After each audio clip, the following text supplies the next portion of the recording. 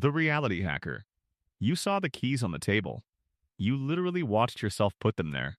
But somehow, you're now Googling early memory loss signs at 3 a.m. while they sleep peacefully. Here's the thing. This was never about keys. They're testing how much of your reality they can edit. A woman in the UK spent 3 years believing she had dementia because her boyfriend kept correcting her memories. Doctors found nothing wrong. Nothing. He got arrested. Her brain was perfectly fine. His was the actual problem. You're probably the type who apologizes to furniture after bumping into it, right? So obviously you'll apologize for misremembering things you literally witnessed. Start voice noting conversations. Next time they say you never said that, just press play, like a petty DJ dropping receipts at their own funeral. The reality hacker isn't confused. They're editing your source code and hoping you never check the history. The Dopamine Dealer. Day 1. Surprise flowers at your job. Cute. Day 2. I've never felt this connection before. Okay, wow. Day 3. They're naming your future kids and you don't even know their mother's name. And suddenly, your brain is drowning in oxytocin. Critical thinking left the building entirely. Look, the Mooney's cult used this exact technique. 72 hours of non-stop, overwhelming love until recruits couldn't think straight. Worked on thousands of intelligent people. Thousands. You're probably ignoring that they screamed at a waiter for 20 minutes because, hey, they bought you AirPods yesterday. Here's the thing. If someone's treating you like royalty in week 2, they're not romantic. They're making a down payment on your free will. The dopamine dealer doesn't want a partner. They want a hostage who thanks them for the chains. Think about that. The puppet master. My ex keeps texting me. So annoying. Said loudly. While watching your reaction like you're their favorite show. And suddenly you're at the gym at 5 and wearing clothes you actually hate because they mentioned some friend looked good in that style. Great. Welcome to the Hunger Games for someone's bare minimum attention. That ex? Probably blocked since 2019. Doesn't matter though. Your brain heard competition and started tap dancing immediately. Here's the move that breaks them. Agree enthusiastically. Your ex sounds amazing. Want help packing? Just watch. Watch their face malfunction in real time. They wanted desperate, not supportive. The puppet master doesn't want love. They want an auction where you keep bidding against ghosts. The debt collector. They bought you coffee. You didn't ask for it. Nobody asked for it. Now they're acting like you owe them a kidney and 3 future favors. Look, Hare Krishnas perfected this in the 70s. Hand someone a random flower, then demand donations. People who took the flower gave 5 times more money. 5 times. Your brain treats unsolicited gifts as debt automatically. You're the type sitting through a 4-hour timeshare presentation because someone handed you a free pen. Power move? Hand them exact change. $5. We're even. Pleasure doing business, then walk away like a CEO who just closed a deal. The debt collector doesn't do favors. They write invisible invoices. That's the whole point. The void creator. You asked what they want for dinner. Simple question. That was 6 hours ago. Now you're mentally writing apology essays for crimes you didn't commit. And here's what hurts. Purdue research proved silence activates the same brain regions as physical pain. Your nervous system literally cannot tell the difference between being ignored and being punched. They're not processing feelings. Please. They're running a starvation experiment, and you're the lab rat. Solution? Treat the silence like a vacation you requested. Go get messy tacos alone. When they return expecting a broken mess, hit them with didn't notice you were gone. Want nachos? The confusion on their face? Priceless. Thriving is the ultimate revenge. The dream architect. Second date and they're already picking wedding venues. You don't know their middle name, but sure. Let's discuss retirement plans. And look, your brain loves future fantasies. Serotonin hits from imaginary scenarios feel completely real. That's the trap. Anna Delvey scammed $275,000 by describing her future art foundation so vividly that people funded pure imagination. Nothing existed. Just vibes. You're staying in chaos because we'll travel someday. Right. Next time they paint elaborate futures, ask for a deposit. Sounds amazing. Get it notarized. Just watch how fast the dream evaporates. Tells you everything.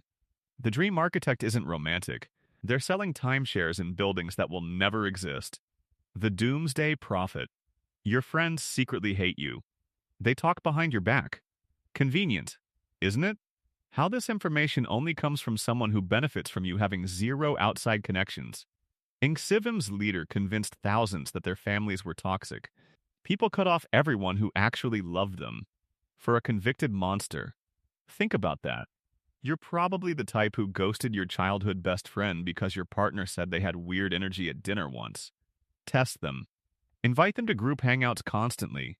And just watch how suddenly they get sick. Every single time. Controllers hate witnesses. The doomsday prophet isn't protecting you. They're locking the cage and calling it a hug. The starvation artist.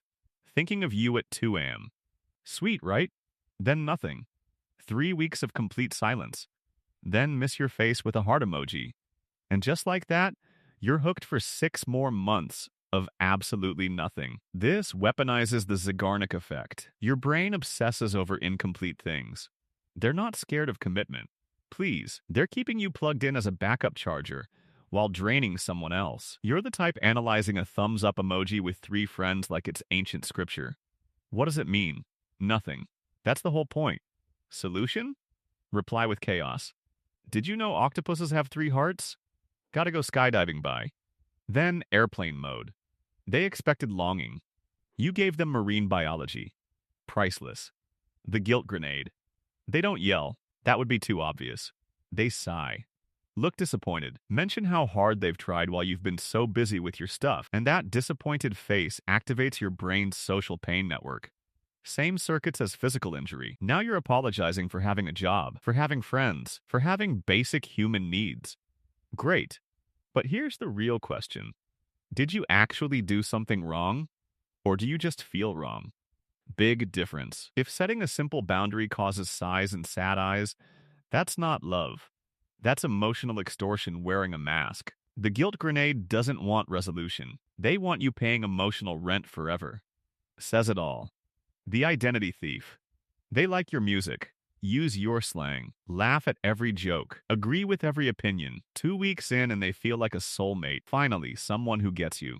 Except they're wearing your personality like a rented costume. FBI negotiator Chris Voss documented this. Mirroring creates instant trust because your brain reads similarity as safety. You're probably the type who overshared their entire life to someone who just got you immediately. Test them. Change your energy mid-conversation. Shift topics randomly. If they match every change within seconds, you've got a chameleon, not a connection. The identity thief isn't understanding you. They're copying your homework and calling it chemistry. Notice the pattern. The chaos puppet. Everything around them is always a crisis. X is stalking them. Boss is evil. Landlord is insane.